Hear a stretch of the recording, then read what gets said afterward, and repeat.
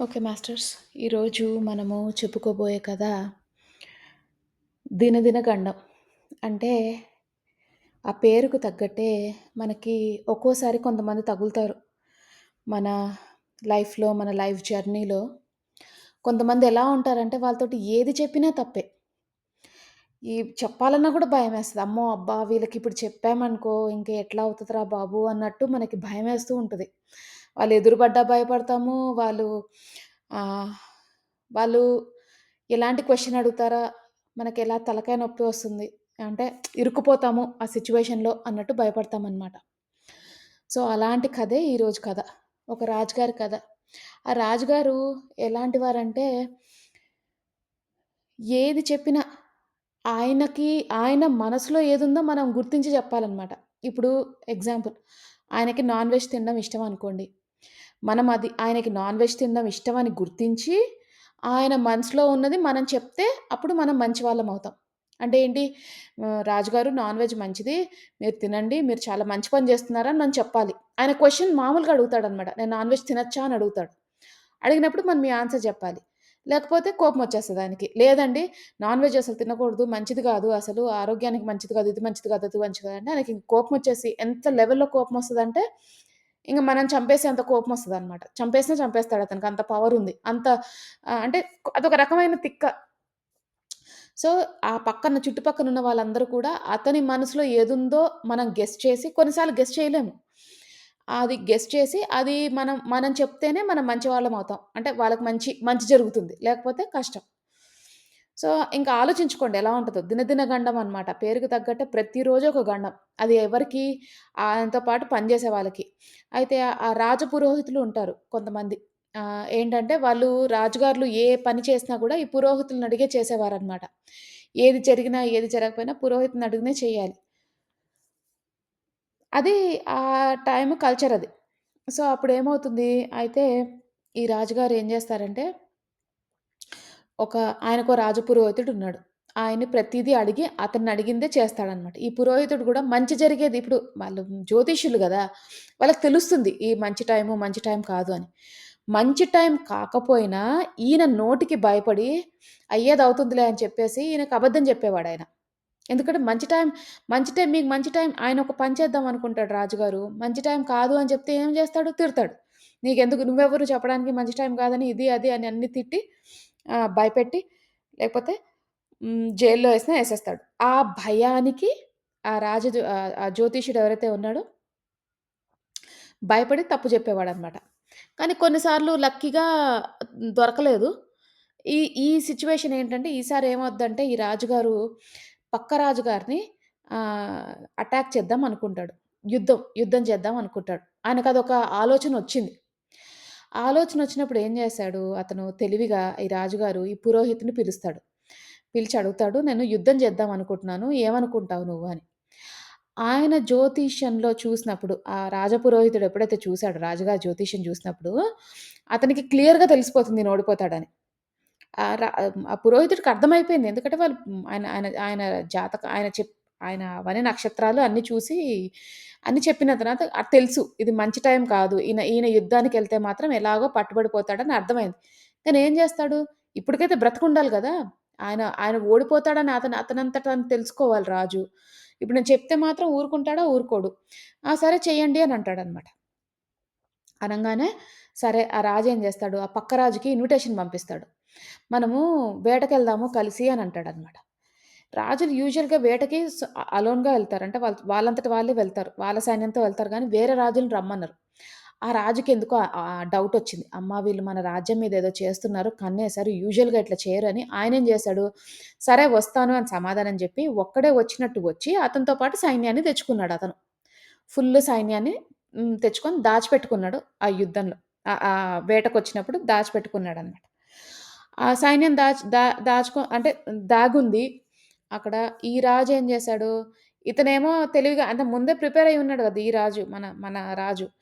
ఆయనెళ్ళి ఆ పక్క రాజ్యం రాజు మీద హ్మ్, పడ్డాడు. అంటే యుద్ధంకి స్టార్ట్ అయ్యాడు. స్టార్ట్ అవ్వంగానే అటుపక్క వాళ్ళొచ్చేసి ఆయనంతా వాళ్ళ సైన్యాన్ని దాచిపెట్టుకొని రెడీగా ఉంచాడు గదా! ఆయనొచ్చేసి ఈ రాజుగారిని బాగా పట్టేసుకున్నారు. జైల్‌లో ఏసేశారు. ఎయంగానే ఈ హ్మ్. ఈ రాజు ఎవరైతే ఉన్నారో, అదే ఆ పొరుగురు రాజు ఎవరైతే ఇతన్ని క్యాప్చర్ చేశారో ఈ రాజుగారిని అనుకుంటాడు.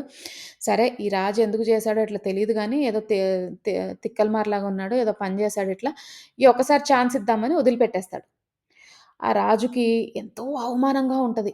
అండ్ విపరీతమైన కోపమొస్తది. ఎవరి మీద కోపమొస్తది? ఈ రాజ పురోహితుడి మీద కోపమొస్తది. ఎందుకు చెప్పాడు నాకసలు? టైం బాగోన్నప్పుడు ఎందుకు జెప్పాలి? నాకెందుకు జెప్పాడు? ఈ ఈ అవమానాన్ని నేనెందుకు భరించాలి? ఇప్పుడు ఆ రాజు క్షమాభిక్షతో నేను బయటకొస్తున్నా. అదెందుకు జేయాలసలు? ఆ రాజపురోహితుడు పని జెప్తానుండు అని వెళ్ళిపోతాడు. ఇన్ ఇ ఆయన ఆయన రాజ్యానికి ఆయనొస్తాడు.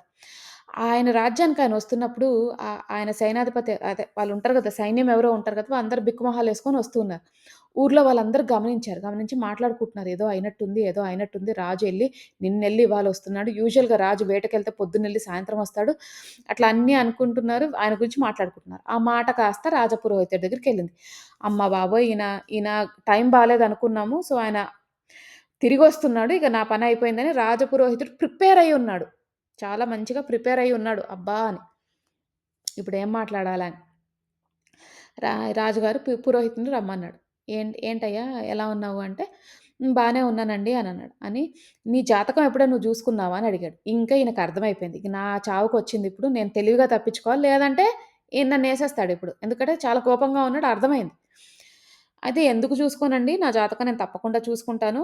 గానీ పార్వతీదేవి శాపం పెట్టింది. ఆహ్, అదేంటి మన జ్యోతిష్యం మీద. అది ప్రతిసారి కరెక్ట్ అవ్వదు. కొన్నిసార్లు తప్పులు గూడా అవుతాయి.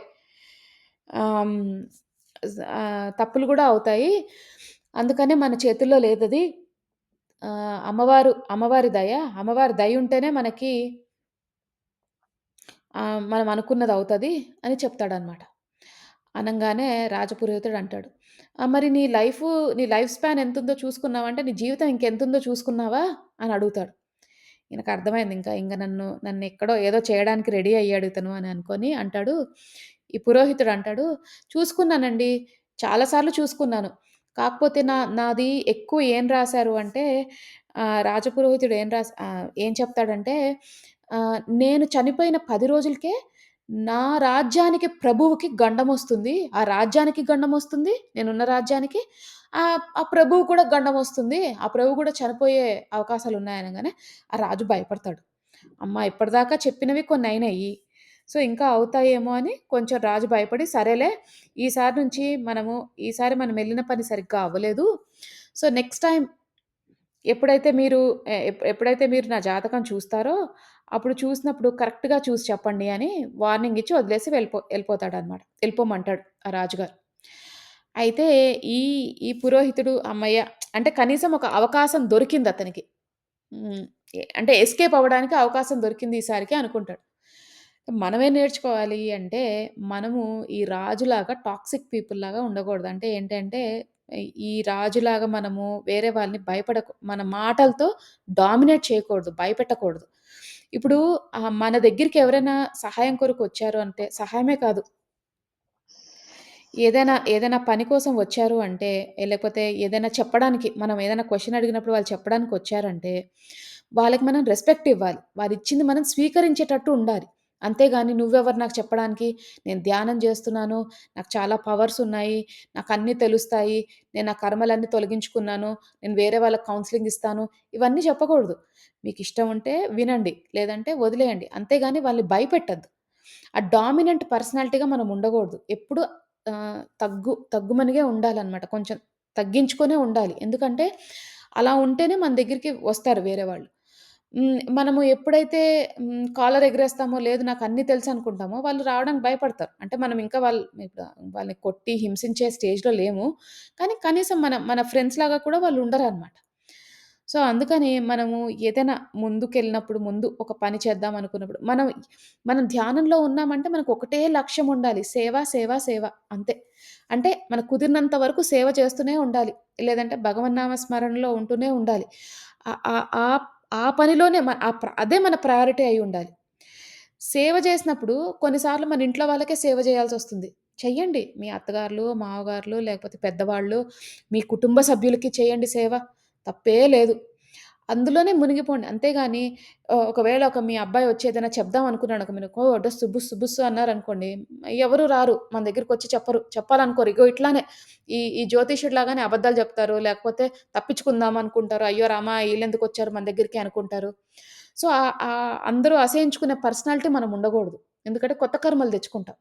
మన దగ్గరికి అందరూ మనం ఎంత ప్రెజెంటబుల్‌గా ఉండాలంటే, ఎంత ప్లీజింగ్‌గా ఉండాలంటే అందరూ మన దగ్గరికొచ్చి మనతో మాట్లాడాలి అనే కోరిక వాళ్ళకి కలగాలి. ఆ స్టేజ్‌కి మనం వెళ్ళాలి.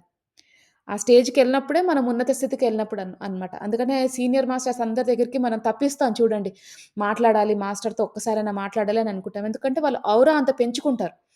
వాళ్ళు అందరిని డామినెంట్‌గా ఇట్లా నువ్విది చెయ్యొద్దు, నువ్వు చెయ్యకూడదు అట్లా అని మాట్లాడరు. వాళ్ళు చాలా మంచిగా నిదానంగా మనం చెప్పిన ప్రాబ్లమ్‌ని అర్థం చేసుకొని, వాళ్ళని అంటే హ్మ్. మనకి రిసెప్టివ్‌గా ఉంటారనమాట. అంటే మనం చెప్పింది వినేటట్టు ఉంటారు.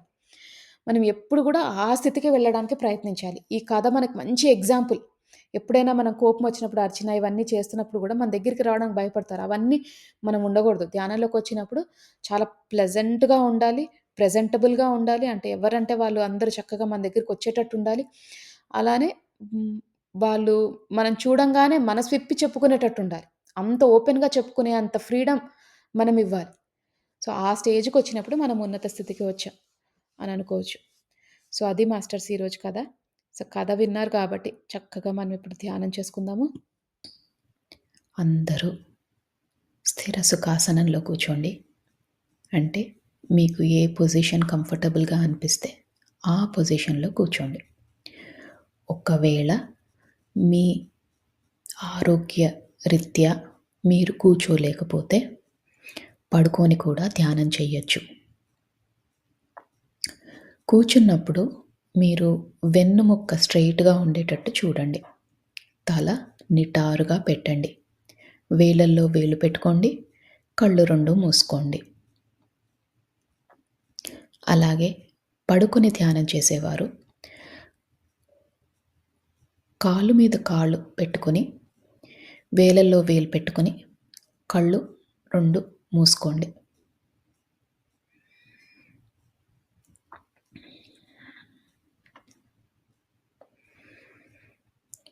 ఇప్పుడు మనము నిండు శ్వాసని తీసుకుందాం. అంటే శ్వాస ఎంత నిండుగా ఉండాలంటే, మనం శ్వాస లోపలికి పీల్చుకుంటున్నప్పుడు, ఈ విశ్వంలోని సమస్త కాస్మిక్ ఎనర్జీ అంతా కూడా మీ శరీరంలోకి వెళ్తున్నట్టు భావించండి. ఈ విశ్వంలో ఎంతో మంచి పాజిటివ్ ఎనర్జీ ఉంది. అదంతా కూడా మనం స్వీకరిస్తున్నాం. మన శరీరాన్ని, మన మనసుని ఓపెన్ చేసి పెట్టుకున్నాం. ప్రతి ఒక్క కాస్మిక్ ఎనర్జీ గానీ, పాజిటివ్ ఎనర్జీ గానీ రిసీవ్ చేసుకునే స్థితిలోకి వెళ్ళబోతున్నాం. అందుకని చక్కగా ఒక్క నిండైన శ్వాస తీసుకోండి.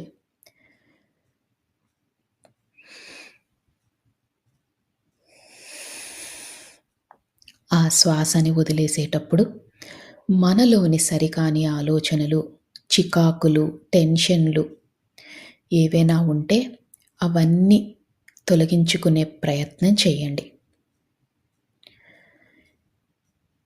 ఈ నిండైన శ్వాస తీసుకున్నప్పుడు మీ ఊపిరితిత్తులు నిండుగా అనిపిస్తాయి. అలాగే ఆ శ్వాసని వదిలేసేటప్పుడు చాలా తేలికైపోతాయి. దీన్ని గమనించండి. ఇలానే ఒక 5 సార్లు నిండైన శ్వాస తీసుకొని వదిలేసే ప్రయత్నం చేయండి.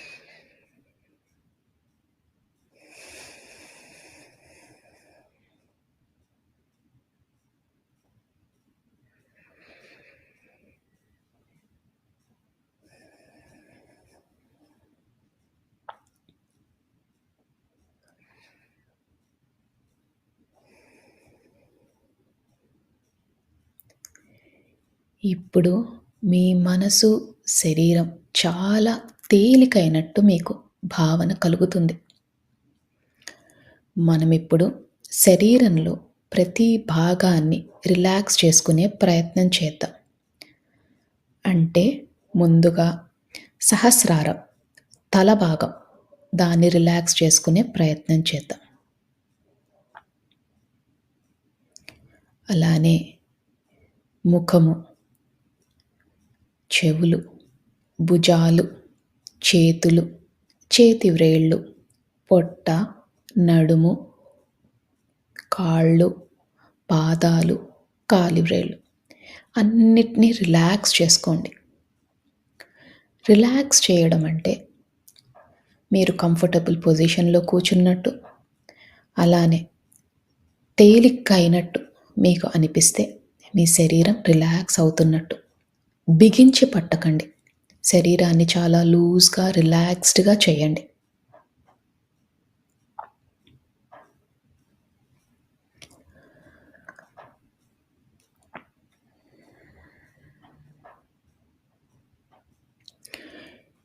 ఇప్పుడు మీ శరీరం అంతా రిలాక్స్ అయింది. మీ మనసు కూడా చాలా తేలిక అయింది. ఇక అతి ముఖ్యమైన విషయం, మీరు ఎలాంటి సమస్యతో బాధపడుతున్నా, ఎలాంటి స్థితిలో ఉన్నా, ఇదంతా తాత్కాలికమని మాత్రమే గుర్తించండి. ఎందుకంటే ఏ సమస్యకైనా ఒక సమాధానం ఉంటుంది. దాని దొరికే ప్రయత్నమే, దాన్ని కనుక్కునే ప్రయత్నమే ఈరోజు మనం చేసే ఈ ధ్యానం. అందుకని శరీరం అంతా రిలాక్స్ చేస్తున్నాం. మనసుని రిలాక్స్ చేస్తున్నాం. ఎలాంటి పరిస్థితులైనా కూడా ఒక అరగంట పాటు మనం అది పక్కన పెడుతున్నాం. అంటే దాన్ని మర్చిపోయే ప్రయత్నం చేస్తున్నాం. మరి ఇది మర్చిపోవాలంటే మనకి ఆ భగవంతుని శక్తి కావాలి. మీ ఇష్టదైవమైన ఎవరైనా మీ ఇష్టదైవం ఉంటే ఆ ఇష్టదైవాన్ని మనస్ఫూర్తిగా నమస్కరించుకోండి. అలానే ఒకవేళ మీకు ఇష్టదైవం లేకపోయినా, భగవంతుడి పైన నమ్మకం లేకపోయినా, ఈ విశ్వంలోని ఉన్న కాస్మిక్ ఎనర్జీ, ఆ పాజిటివ్ ఎనర్జీ ఏదైతే మనల్ని నడిపిస్తుందో దాన్ని నమస్కరించుకొని, కృతజ్ఞతలు తెలియజేసుకొని, మనతో పాటు ధ్యానం చేయడానికి ఆహ్వానించండి. మీ ఇష్టదైవాన్నైనా, ఈ పాజిటివ్ ఎనర్జీనైనా మనతో పాటు ధ్యానం చేసే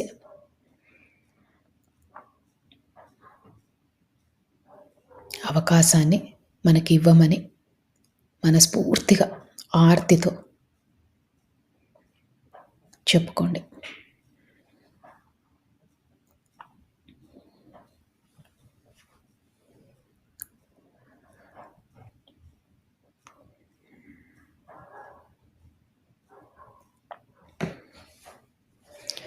మీ శరీరం అంతా తేలికైపోయింది. మీ మనసు కూడా చాలా తేలిగ్గా ఉంది. ఇక మనం ధ్యాన లోతుల్లోకి వెళ్దాం.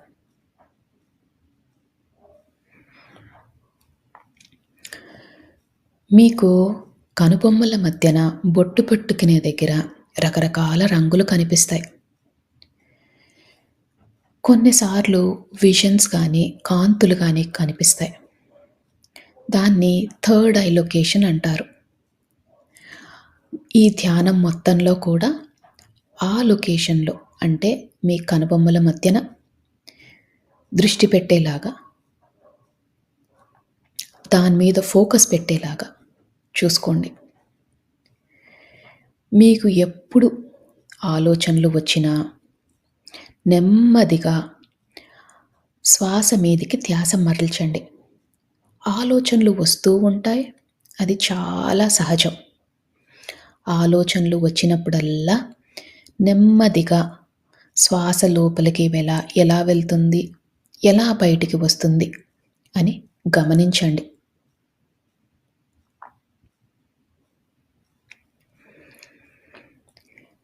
ఆలోచనలతో పోట్లాడొద్దు. నెమ్మదిగా శ్వాస మీదికి ధ్యాస మరల్చండి.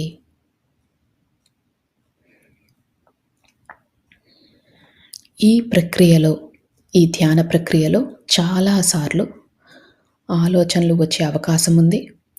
మనం ధ్యానం లోతులోకి వెళ్ళినప్పుడు ఏ ఆలోచనలు రావు.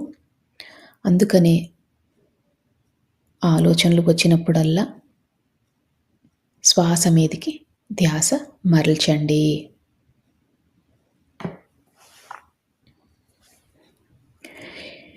మనం ధ్యాన లోతుల్లోకి వెళ్ళబోతున్నాము. ఇక ఒక్క 3 సార్లు మళ్ళీ మంచి నిండైన శ్వాస తీసుకొని వదిలేయండి. శ్వాస తీసుకుంటున్నప్పుడు మీతో పాటు ఉన్న భగవంతుని శక్తి కూడా మీ దగ్గరికి వస్తున్నట్టు, అలానే ఈ విశ్వంలోని కాస్మిక్ ఎనర్జీ శక్తి అంతా కూడా మీ శరీరంలోకి వెళ్తున్నట్టు భావించండి. ఈసారి ఆ శక్తి రెండింతలయ్యింది. ఎంతో అద్భుతమైన ఈ శక్తిని మనం స్వీకరిస్తున్నాం. అందుకని శ్వాస లోపలికి వెళ్ళేటప్పుడు చక్కగా నిండుగా మీ ఊపిరితిత్తులన్నీ కూడా నిండుగా అయ్యేటట్టు భావించి ఆ శ్వాసని తీసుకొని మళ్ళీ వదిలేయండి. ఇలా 3 సార్లు చేయండి.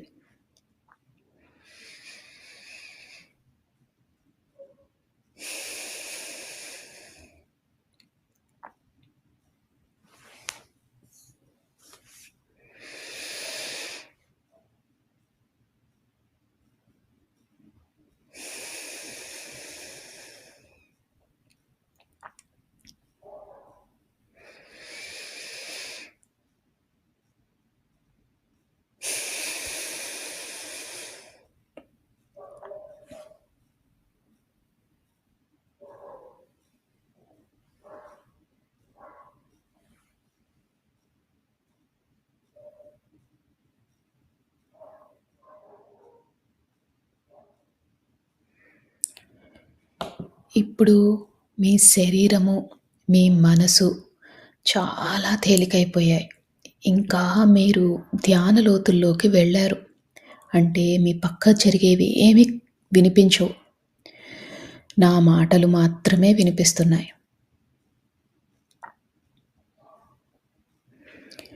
ఆ కనుబొమ్మల మధ్యన ఉన్న ఆ ప్రదేశాన్ని, అంటే థర్డ్ ఐ లొకేషన్ని బాగా ఫోకస్లో పెట్టండి.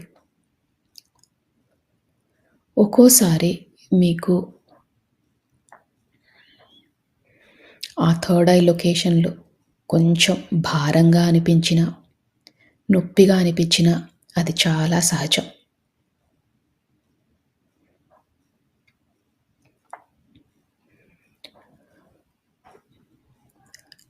మన ఇష్టదైవంతో పాటు, ఈ విశ్వంతో పాటు మనము ఇంకా ధ్యాన లోతుల్లోకి వెళ్తున్నాం.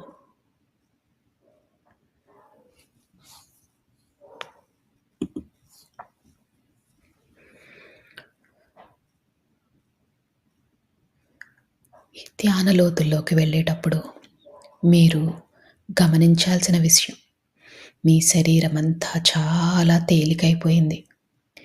మీకు ఎలాంటి ఇబ్బందులు లేవు. మీరు చాలా ధ్యాన స్థితికి వెళ్ళబోతున్నారు. ఈ విశ్వం మనకు సహకరిస్తుంది. మనము అద్భుతమైన స్థితికి వెళ్ళబోతున్నాం. మనకున్న పరిస్థితులు తాత్కాలికం మాత్రమే.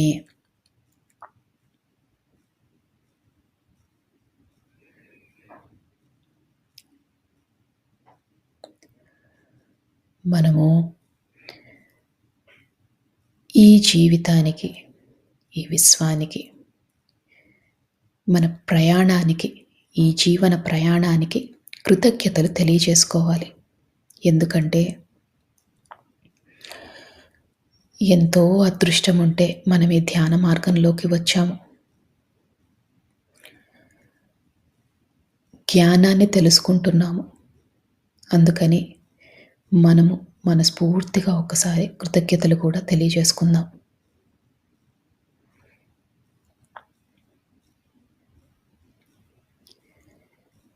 ఈ కృతజ్ఞతలు తెలియజేసినప్పుడు మీ శరీరం ఇంకా తేలికవుతుంది. ఎందుకంటే మీలోని సరికాని ఆలోచనలన్నీ తొలగిపోయాయి. మీరు ఎంతో రుణపడి ఉన్నారు ఈ అవకాశానికి, ఈ విశ్వానికి.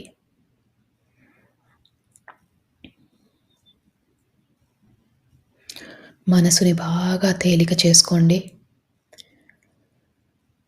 అదే స్థితిలో ఉండండి.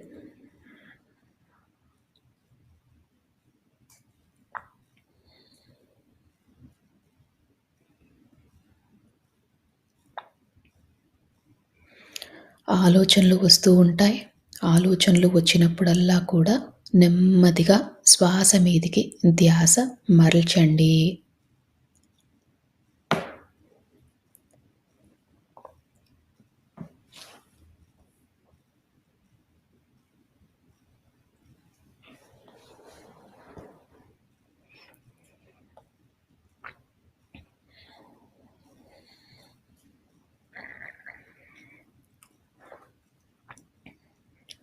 మనము మానవ జన్మ ఎత్తిందే కర్మలు తీర్చుకోవడాని కోసం. అంటే ఎన్నో జన్మలుగా కర్మలు చేస్తున్నాం. దాన్ని తొలగించుకునే ప్రయత్నం చేస్తున్నాం. ఈ కర్మలు తొలగిపోవాలంటే మనలో పరివర్తన చాలా ముఖ్యం. అలానే పశ్చాత్తాపం, ప్రాయశ్చిత్తం కూడా చేసుకోవాలి. అంటే మనం చేసిన తప్పులని గతంలో గానీ, గత జన్మలలో గానీ చేసిన తప్పులని క్షమించమని మనస్ఫూర్తిగా కోరండి.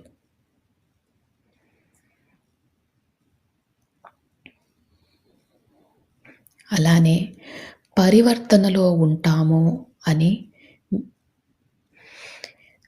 సహాయం కావాల్సిన వాళ్ళకి సహాయం చేస్తామని మనస్ఫూర్తిగా సంకల్పం చేసుకోండి.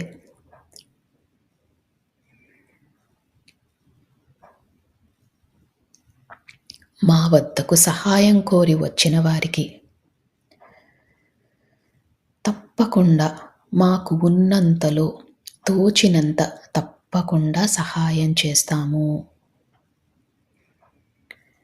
మేము నేర్చుకుంటున్న ఈ ధ్యానాన్ని, జ్ఞానాన్ని పంచుతాము.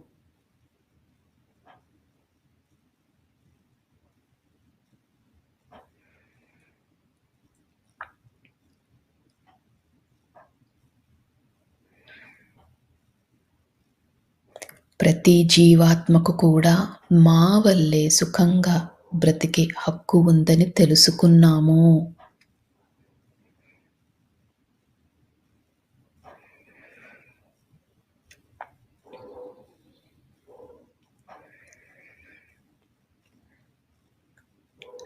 ఈ విశ్వానికి, ఈ భూమాతకు కావాల్సిన సహాయం చేస్తాము.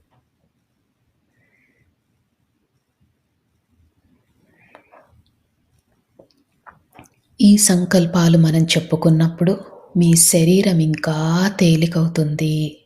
మీ మనసు కూడా బాగా తేలికవుతుంది.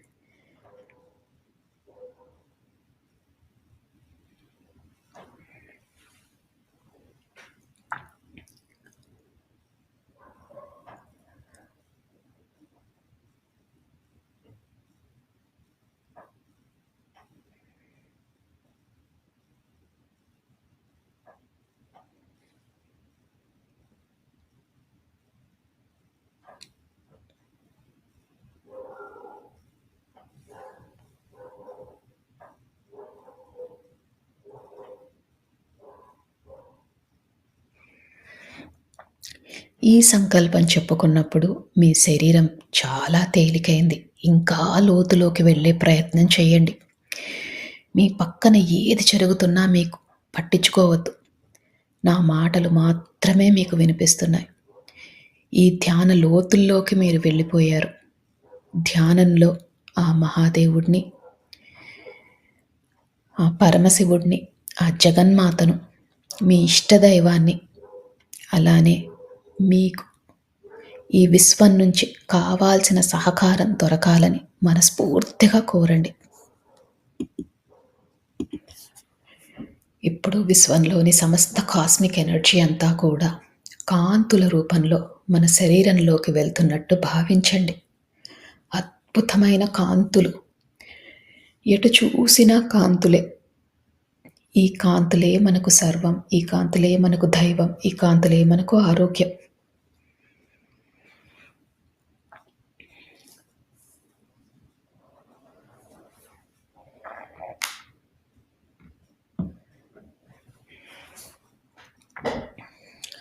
ఈ అద్భుతమైన కాంతుల వల్ల మన శరీరం చాలా ఆరోగ్యంగా ఉంటున్నట్టు భావించండి.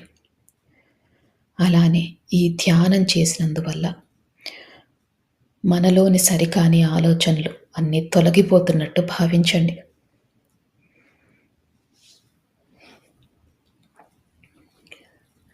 ఈ రోజు నుంచి మన కుటుంబ కలహాలన్నీ తొలగిపోతాయి. మన ఆర్థిక స్థితి మెరుగుపడుతుంది. మనం పడుతున్న మానసిక వ్యధ తొలగిపోతుంది. మన ఆరోగ్యం మెరుగుపడుతుంది. అద్భుతమైన కాంతులు. ఎటు చూసినా కాంతులే.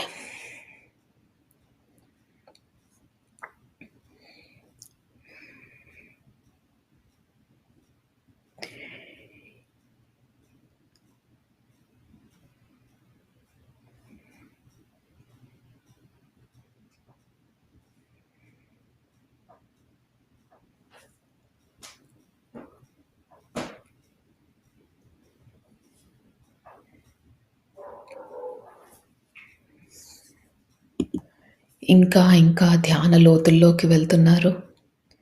అద్భుతమైన స్థితి. శరీరము, మనసు అన్నీ తేలికైపోయాయి.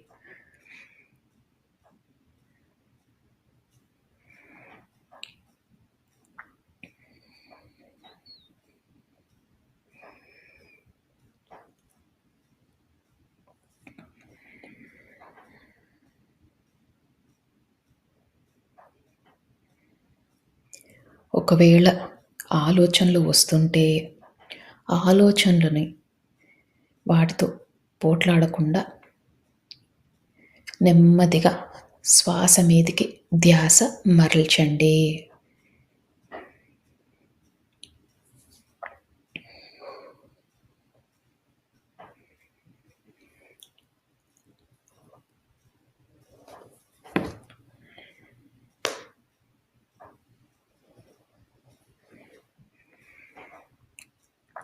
ఇంకా ఇంకా ధ్యాన లోతుల్లోకి వెళ్తున్నారు.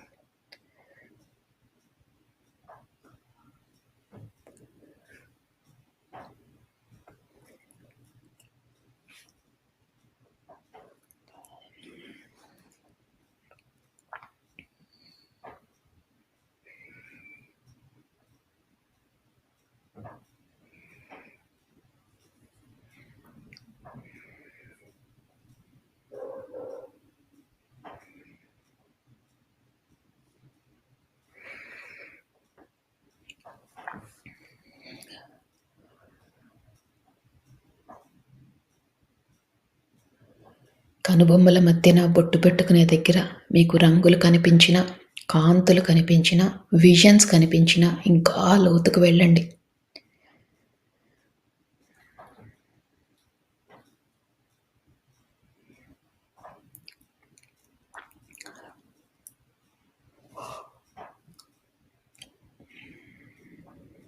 అద్భుతమైన ధ్యాన స్థితిలో ఉన్నారు. సంకల్పాలు చెప్పుకున్నాం. పశ్చాత్తాపంలో ఉంటామని, ప్రాయశ్చిత్తం చేసుకుంటామని, పరివర్తనలో ఉంటామని మనము విశ్వానికి మాట ఇచ్చాం.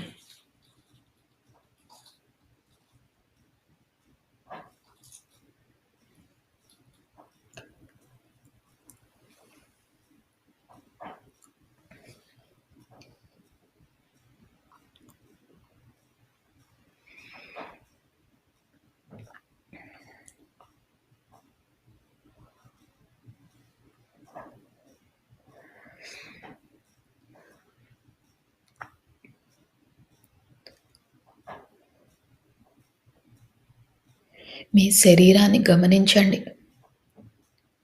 చాలా తేలిగ్గా ఉంది. ఇదే స్థితిని కొనసాగిస్తూ ఇంకా ధ్యాన లోతుల్లోకి వెళ్ళండి.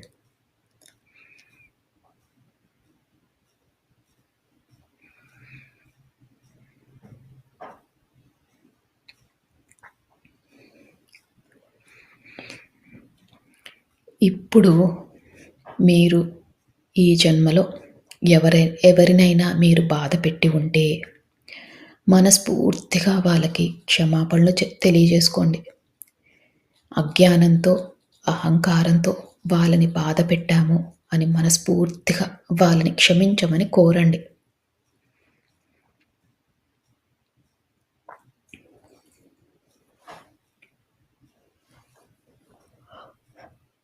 అలానే ఎవరైనా మిమ్మల్ని బాధపెట్టి ఉంటే ఈ ఈ గతంలో వారిని మనస్ఫూర్తిగా మీరు క్షమించండి.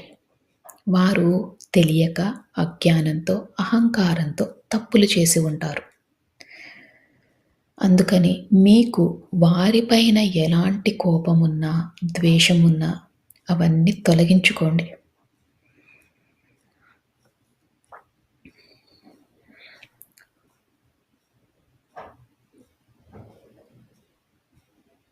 ఇలా చేసినప్పుడు మన మనసు శూన్యమవుతుంది. మనసు శూన్యమైనప్పుడే ఈ విశ్వంతో అనుసంధానం అవ్వగలం. మీ ఇష్టదైవంతో అనుసంధానం అవ్వగలం. అందుకని ఎవరిపైనైనా కోపం గానీ, ద్వేషం గానీ ఉంటే అవన్నీ తొలగించుకోండి.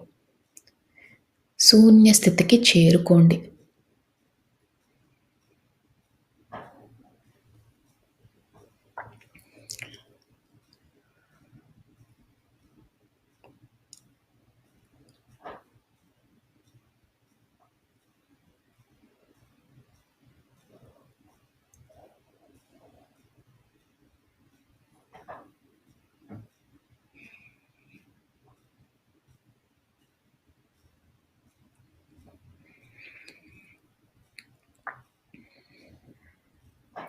ఎప్పుడైతే మనం క్షమాపణ కోరామో, మనని బాధపెట్టిన వారిని క్షమించామో, మన మనసు శూన్య స్థితికి చేరుకుంది. మీరు ఇంకా ధ్యాన లోతుల్లోకి వెళ్తున్నారు.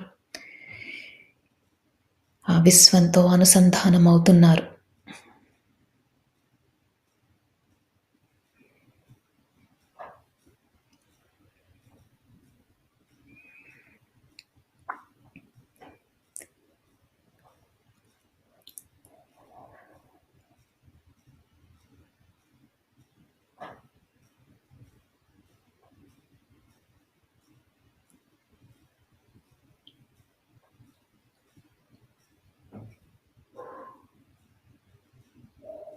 ఇదే స్థితిని కొనసాగిస్తూ మీరు ఇంకా ధ్యాన లోతుల్లోకి వెళ్ళండి.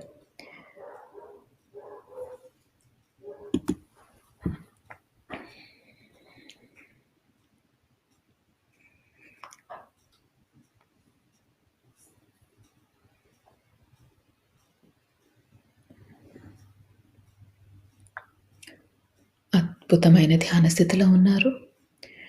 ఇదే స్థితిని కొనసాగిస్తూ మీరు ఇదే స్థితిలో ఉండొచ్చు. ఒకవేళ ఈ స్థితి నుంచి బయటికి రావాలనుకుంటే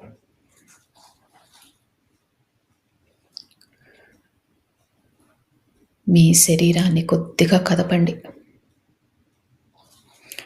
నెమ్మదిగా మీ ధ్యాన స్థితిలో నుంచి బయటికి రండి.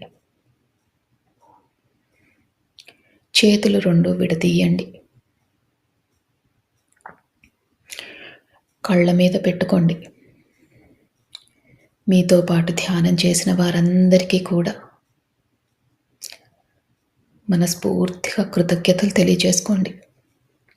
ఈ విశ్వానికి కృతజ్ఞతలు తెలియజేసుకోండి. మీ ఇష్టదైవానికి కృతజ్ఞతలు తెలియజేసుకోండి. మీ మాస్టర్స్కి కృతజ్ఞతలు తెలియజేసుకోండి.